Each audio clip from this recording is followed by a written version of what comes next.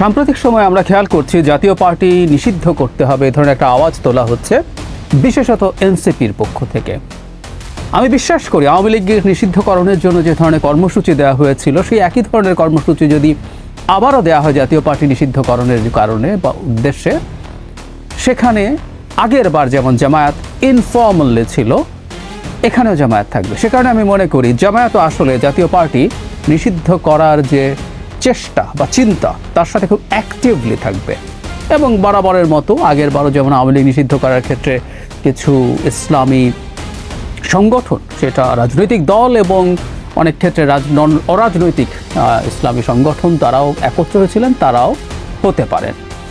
আমি মনে করি বা আমি বিশ্বাস করি, আসলে আমি বলছি না এটা যে আওয়ামী লীগ বা জাতীয় পার্টির প্রতি মানুষের ক্ষোভ বা ক্ষুব্ধতা নেই। আওয়ামী লীগ বাংলাদেশে যা যা করেছে সেগুলোর ভিত্তিতে, বিশেষ করে তার সন্ত্রাসী কার্যকলাপ বা তার মানবতা বিরোধী অপরাধ করেছে সংগঠন হিসাবে, সেগুলো প্রত্যেকটাই বিচার্য বিষয়, বিচার করা যায়, সেটার ভিত্তিতে নিষিদ্ধ করা যেতেও পারে।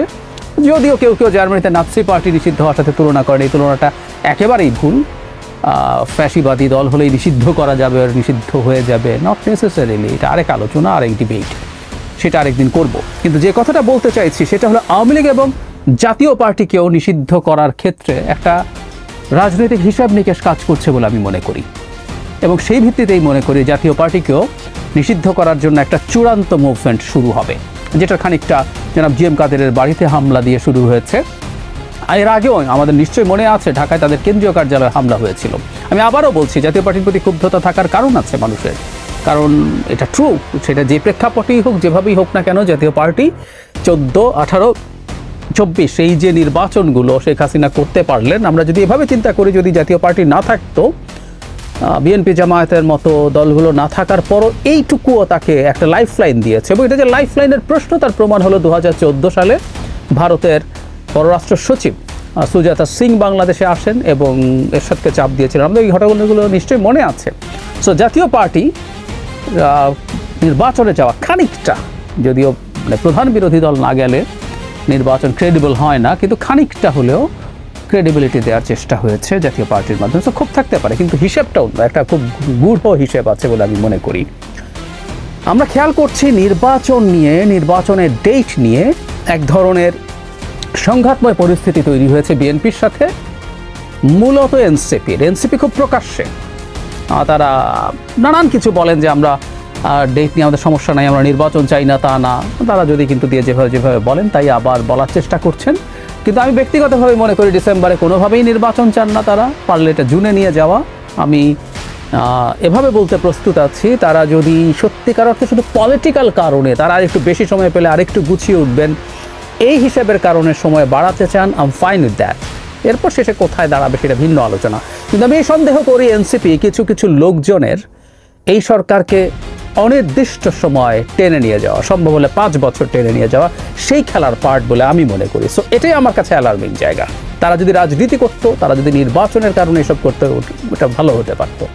যাই হোক, কেউ দ্বিমত করতে পারেন, আমি সেই আলোচনা এখন ঢুকছি না। কিন্তু ওই যে বললাম যে এখন নির্বাচনের ডেট নিয়ে, বিশেষ করে ডিসেম্বর বা আমি মনে করি যদি রমজানের আগেও নির্বাচনের ডেটটা পড়ে, এটাও বিএনপি শেষ পর্যন্ত মেনে নেবে। কিন্তু ওই পর্যন্ত সেটা করাতে পারবে কি না, সেই ক্ষেত্রে যদি না হয়, আমরা খেয়াল করেছি পত্রিকায় যে তারা সম্ভবত জুন মাসটাই আর অপেক্ষা করবেন, যদি এর মধ্যে একটা ক্লিয়ার রোড ম্যাপ সরকার না দেয় অন্তত মাসের, সেই ক্ষেত্রে সম্ভবত তারা জুলাইয়ে মুভমেন্টে রাস্তায় নামবেন নির্বাচনের দাবিতে। তো কি দাঁড়াবে তাহলে? সরকার তো চাপের মধ্যে পড়লো। আমি একটার কথা আগে বলেছি, সরকার সম্ভবত যদি তারা মনে করে তারা আসলে নির্বাচন দেবে না, তারা একটা তফসিল ঘোষণা করবে এবং একই সাথে এনসিপিকেও মাঠে নামিয়ে দেবে বা এনসিপি নিজে মাঠে নেমে যাবে এই তফসিল উইথড্র করার জন্য। যেমন তারা মানে আওয়ামী লীগ নিষিদ্ধ করার ক্ষেত্রে প্রধান উপদেষ্টা করবেন না বলার পরও নেমে চাপ দিয়ে এটা করিয়েছেন বলে অ্যাপারেন্টলি মনে হয়, একই কাজ তারা আবার করতে পারেন। কিন্তু তাতেও যদি সফল না হন তাহলে কি করতে পারেন? আমরা এখানেই আসলে ট্রিকটা।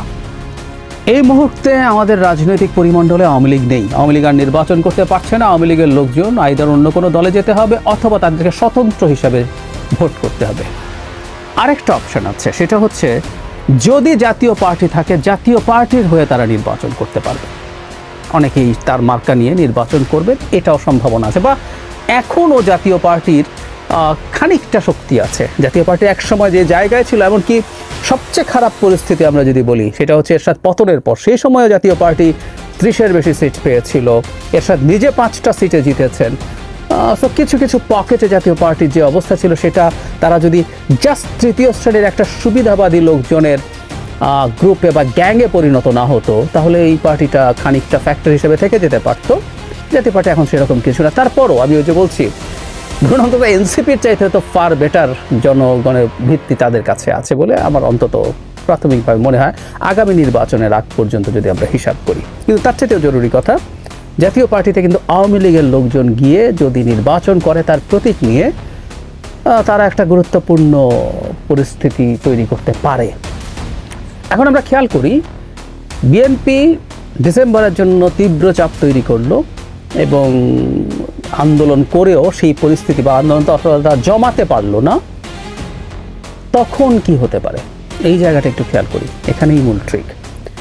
যদি জামায়াত এবং এনসিপি একসাথে ঘোষণা দেয়, তারা তার বলবে না ডিসেম্বরে নির্বাচন চাই না, তারা বলবে যে যথেষ্ট সংস্কার হয় নাই, যথেষ্ট বিচার হয় নাই, বিচারের রোডম্যাপ বা ক্লিয়ার পিকচার দেখা যাচ্ছে না, এসব বলে।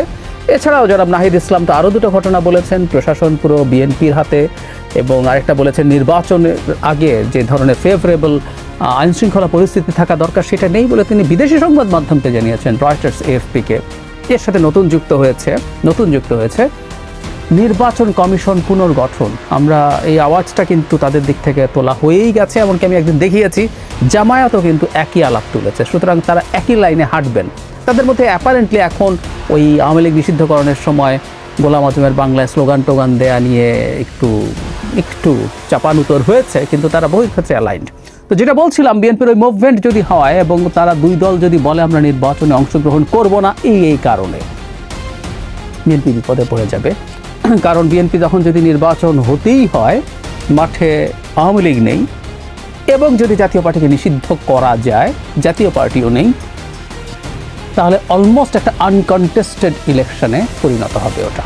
আমি এনসিপিকে সেভাবে গুরুত্ব দিচ্ছি না, কিন্তু এনসিপির যেহেতু আমাদের সমাজে যারা এই দলটা করেছেন তাদের এক ধরনের প্রশংসা আছে, তাদের প্রতি সম্মান আছে, তাই খুব খানিকটা ফ্যাক্টর তারা। কিন্তু জামায়াত এখানে একটা ডিসাইসিভ জায়গায় আছে, কারণ জামায়াতের শুধু কিছু সিটে তারা জিতবেন তা না, তাদের মোটামুটি একটা ভোটের পার্সেন্টেজ আছে, এবং জামায়াত যদি আরও কারোর সাথে এক ধরনের জোট করতে পারে, তারা খানিকটা ফাইট করার সম্ভাবনাও আছে বেশ কিছু সিটে। মানে জিতে সরকার গঠন করা বা বিএনপিকে সরকার গঠন ঠেকাতে পারার মতো কিছু করতে পারবেন না, কিন্তু জামায়াত যদি এটা হয়। কিন্তু এই দুটা দল যদি না আসে, তাহলে সেই নির্বাচনে কি হবে? আমি ব্যক্তিগতভাবে মনে করি আওয়ামী লীগ নিষিদ্ধ করে ফেলার পেছনে এবং জাতীয় পার্টিও এখন নিষিদ্ধ করার পেছনে ঠিক এই পলিটিক্যাল ক্যালকুলেশনটাই আছে। তারা নির্বাচনে পার্টিসিপেট করবেন না, এই ঠ্যাক বিএনপিকে দেবেন, এবং বিএনপির কাছে তাদের এই আলাপ এখন মাঠে আছে। তারা সিটে ছাড় চান বা আরও কিছু কী চান সেটা আসলে জানি না, তারা এগুলো নেগোশিয়েট করতে চান এই চাপটা দেওয়ার মাধ্যমে। আমি ব্যক্তিগতভাবে মনে করি যদি এই ধরনের পরিস্থিতি হয়, এটা আসলে একটা জটিলতা তৈরি করবে, এবং এই অনুমান যদি সঠিক হয় যে তারা এই কারণেই আওয়ামী লীগকে নিষিদ্ধ করার জন্য এতটা মরিয়া ছিলেন, সেই কারণেই আমরা জাতীয় পার্টিকেও সম্ভবত নিষিদ্ধ করতে বাধ্য করার চেষ্টা দেখব। এবং তাদের পক্ষে প্রচুর কারণ আছে, মানুষের ক্ষোভ আছে, সবই ঠিক আছে, কিন্তু কারণ এটা জাতীয় পার্টিকে নিষিদ্ধ করে দেয়া গেলে জাতীয় পার্টি নিজে তো পারছেই না, এবং আওয়ামী লীগের প্রচুর লোকজন জাতীয় পার্টির হয়ে নির্বাচন করবে, এবং সেই ক্ষেত্রে জামায়াত এবং এনসিপি যদি নাও আসে, সেই ক্ষেত্রে বিএনপি মোটামুটি একটা কন্টেস্টেড ইলেকশনের মতো দেখা যাবে।